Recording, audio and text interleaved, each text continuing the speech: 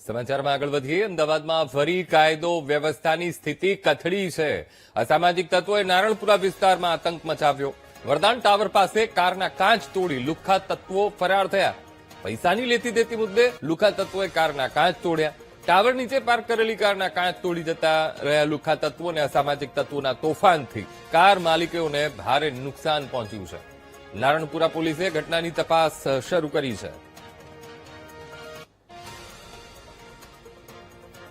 અમદાવાદના નારણપુરા વિસ્તારમાં અસામાજિક તત્વોનો આતંક સામે આવ્યો છે. વાત કરવામાં આવે તો અસામાજિક તત્વો દ્વારા ગાડીમાં તોડફોડ કરવામાં આવી રહી છે. તમે જે રીતના દ્રશ્યો જોઈ રહ્યા છો, અમદાવાદના નારણપુરા વિસ્તારના આ દ્રશ્યો છે કે જ્યાં મોડી રાતે લગભગ 11 વાગ્યાની આસપાસ અસામાજિક તત્વો આવ્યા હતા અને કહી શકાય કે જે પેવર બ્લોક છે તે પેવર બ્લોકના મારફતથી આ ગાડી તોડવામાં આવી છે. ગાડીમાં જે ડ્રાઈવરની સીટ છે ત્યાં પણ પેવર બ્લોકનો જે ટુકડો છે તે અત્યારે હાલમાં જોવા મળી રહ્યો છે. જે રીતની માહિતી અત્યારે હાલમાં સામે આવી રહી છે કે આ સમગ્ર મામલે નારણપુરા પોલીસે પણ તપાસ હાથ ધરી છે અને પૈસાની લેતી દેતીને લઈને આ સમગ્ર ઘટનાનું સર્જન થયું છે.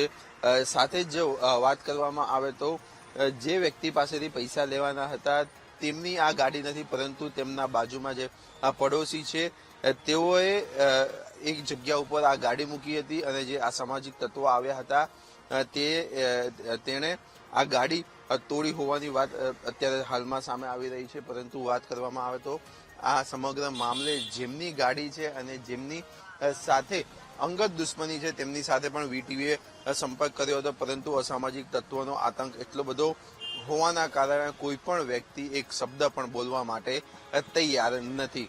ત્યારે ખરેખર હવે નારણપુરા પોલીસ કેવી રીતે આ તપાસ કરશે અને ગણતરીના કલાકોમાં આ કેસનો ભેદ કઈ રીતે ઉકેલશે તે જોવું રહ્યું. કેમેરામેન પ્રવીણ વાઘેલા સાથે પાર્થ જાની, વીટીવી ન્યૂઝ, અમદાવાદ.